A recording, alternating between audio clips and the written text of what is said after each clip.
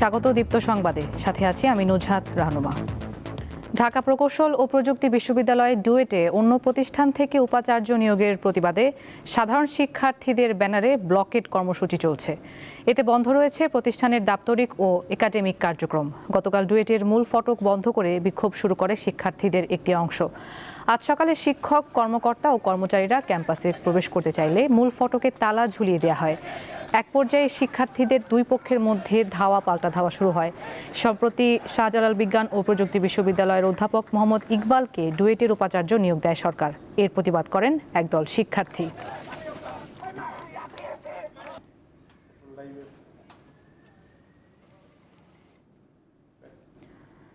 ডুয়েটে রয়েছেন সহকর্মী জাহাঙ্গীর আলম, তিনি যোগ দিচ্ছেন আরও খবর নিয়ে। জাহাঙ্গীর, ডুয়েটের এই মুহূর্তের পরিস্থিতি কেমন দেখতে পাচ্ছেন, বিস্তারিত জানাবেন।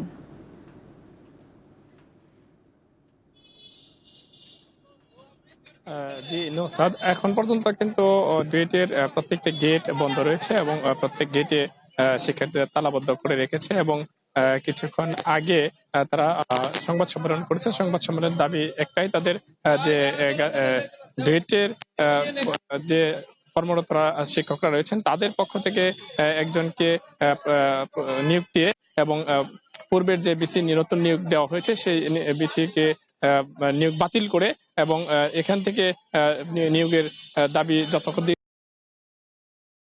পূরণ না হবে ততক্ষণ পর্যন্ত তারা আন্দোলন চালিয়ে যাবে। এই মুহূর্তে যদিও শিক্ষার্থীরা কিছুটা শান্ত রয়েছে, কিন্তু প্রত্যেকটা গেট কিন্তু আটকে রয়েছে। বাহির থেকে কেউ প্রবেশ করতে পারছে না এবং ভিতর থেকেও বাহিরে যাচ্ছে না। তো তারা সংবাদ সম্মেলনে জানিয়েছেন যে শান্তিপূর্ণ আন্দোলনের মধ্যেই আসলে শিক্ষার্থীদের উপর হামলা করা হয়েছে এবং হামলায় বেশ কিছু শিক্ষার্থী আহত হয়েছে এবং তাদের চিকিৎসা চলছে এবং যতক্ষণ পর্যন্ত তাদের এই কর্মসূচি চলবে ততক্ষণ পর্যন্ত নিয়োগ বাতিল করে নতুন নিয়োগ প্রদান না করা হবে। পাশাপাশি তারা রাষ্ট্রপতি এবং প্রধানমন্ত্রীর কাছে স্মারকলিপি প্রদান করবে বলেও জানিয়েছে আজকের মধ্যে এবং সন্ধ্যার মধ্যে তাদের দাবি না হলে লাগাতার কর্মসূচি চলবে বলে শিক্ষার্থীরা আমাদের জানিয়েছেন।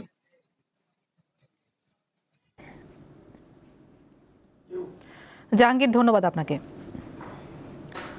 চট্টগ্রামের টাইগার পাসে ফ্লাইওভারের নিচে গ্রাফিতি মুছে দেওয়া ও আঁকা নিয়ে এনসিপির সঙ্গে সিটি কর্পোরেশন কর্তৃপক্ষের উত্তেজনার পরিপ্রেক্ষিতে আজ দেওয়ানহাট থেকে জিএসি মোড় পর্যন্ত সভা সমাবেশ নিষিদ্ধ করেছে পুলিশ। অনাকাঙ্ক্ষিত ঘটনা এড়াতে লালখান বাজার থেকে টাইগার পাস পর্যন্ত পুলিশ ও র্যাব মোতায়েন করা হয়েছে। সকাল 10টার পর সিটি কর্পোরেশনের কয়েকজন কর্মচারী এনসিপির বিরুদ্ধে মিছিল করেন। এনসিপি নেতাকর্মীদের দাবি, ফ্লাইওভারের পিলারে আঁকা জুলাই গ্রাফিতি মুছে দিয়ে সিটি মেয়র তা বিজ্ঞানের জন্য লিজ দিতে চান, কিন্তু মেয়র তা অস্বীকার করে বলেন পুনরায় অঙ্কন করতেই পুরনো গ্রাফিতি মুছে দেওয়া হয়েছে।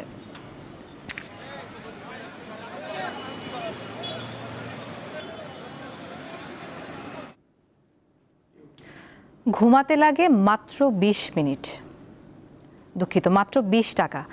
হ্যাঁ, ঠিকই শুনেছেন। রাজধানীর কারণ বাজারে হাড়ভাঙা খাটুনির পর বাজারের আড়ত মার্কেটে 20 টাকায় ঘুমাতে পারেন শ্রমিকরা। টয়লেট ব্যবহার ও গোসলের ব্যবস্থাও আছে অল্প খরচে। রাজধানী ঢাকা যখন গভীর ঘুমে, চারদিকে যখন শুনশান নীরবতা, ঠিক তখনই প্রাণচঞ্চল হয়ে ওঠে কারওয়ান বাজার। ট্রাকের শব্দ আর শ্রমিকের হাঁকডাকে মুখর হয়ে ওঠে এই পাইকারি বাজার। কারওয়ান বাজারে এক শ্রেণীর শ্রমিকের নাম মিন্তি। তারা রাতের বেলায় ট্রাক থেকে বাঁশের টুকরিতে করে ভারী পণ্য ও মালামাল গন্তব্যে পৌঁছে দেয়।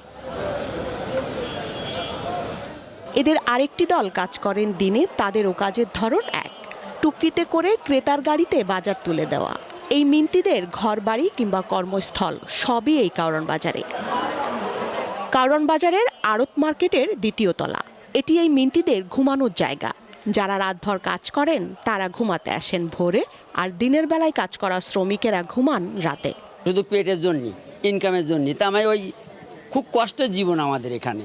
টাকার লাইয়া জাতি পারি না, গরিবের জীবন, কষ্টের জীবন। আমরা তো আর বিদেশে না, আমরা তো দেশেই আছি।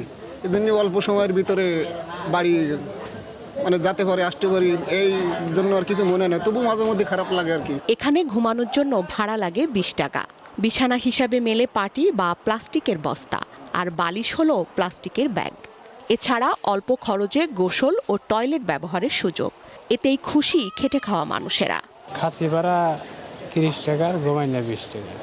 এনে থাকি 8-10 বছর থাকা, আর ওই টুকরি ভাড়া 50 টাকা। এখানে ঘুমের অনেক শরীরে ঘাটতি থাকে আমাদের। বহুদূর প্রসারিত বিচিত্র কর্মভার, তারই পরে ভর দিয়ে চলিতেছে সমস্ত সংসার। বিশ্বকবি রবীন্দ্রনাথ ঠাকুরের এই কথার প্রতিফলন বাস্তব জীবনেও একই। তাই তো জীবিকার তাগিদে স্বপ্ন পূরণের লড়াইয়ে মাত্র 20 টাকার এই ভাড়ার বিছানায় তাদের একমাত্র মাথা গোঁজার ঠাঁই।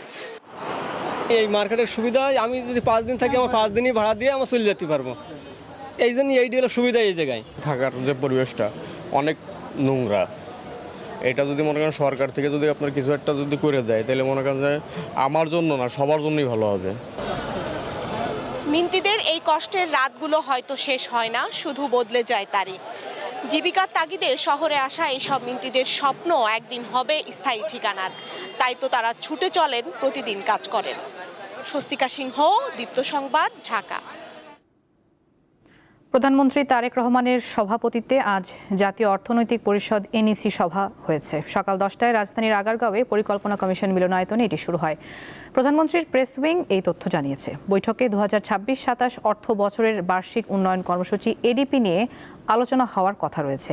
একই সঙ্গে এডিপি চূড়ান্ত ও অনুমোদন দেওয়ারও কথা রয়েছে।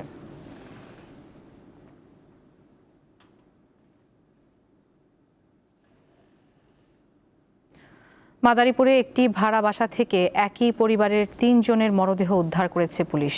মাদারীপুর সদর মডেল থানার ভারপ্রাপ্ত কর্মকর্তা আবুল কালাম আজাদ জানিয়েছেন, শহরের আমিরাবাদ এলাকায় 3 বছর ধরে ভাড়া থাকেন গোপালগঞ্জের মুকসুদপুর উপজেলার মিষ্টি বারোই।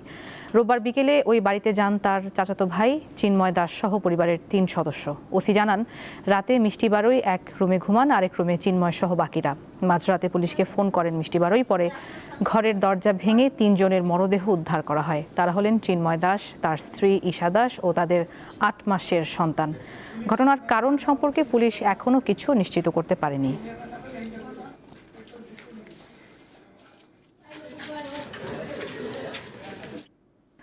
নারীদের লক্ষ্য করে একটি নতুন আইন চালু করেছে আফগানিস্তানের তালেবান সরকার। এতে বিয়ের ক্ষেত্রে কনের মৌনতাকে সম্মতি হিসেবে গণ্য করার বিধান রয়েছে। নতুন এই আইনে কোনো ছেলে বা বিবাহিত নারীর মৌনতাকে সম্মতি হিসেবে ধরা হবে না। এছাড়া নতুন আইনে বিশেষ কিছু ক্ষেত্রে অপ্রাপ্তবয়স্কদের বিয়ের অনুমতি রাখা হয়েছে। এই ধরনের বিয়েতে বাবা ও দাদাকে সিদ্ধান্ত গ্রহণের নিরঙ্কুশ ক্ষমতা দেওয়া হচ্ছে।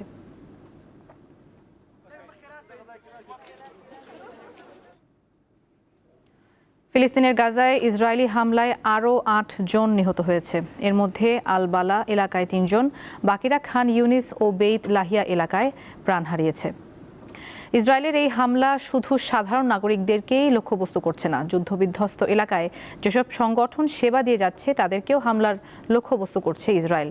এই হামলাকে যুদ্ধাপরাধ হিসেবে উল্লেখ করে হামাস বলছে, এটি পরিকল্পিত নতুন ধরনের গণহত্যা। এক বিবৃতিতে আন্তর্জাতিক সম্প্রদায়ের নীরবতার সমালোচনা করেছে হামাস। গাজার স্বাস্থ্য মন্ত্রণালয়ের পরিসংখ্যান অনুযায়ী 2023 সালের 7 অক্টোবর থেকে পরিচালিত পরিকল্পিত গণহত্যায় এখন পর্যন্ত মোট 72,760 জন প্রাণ হারিয়েছে।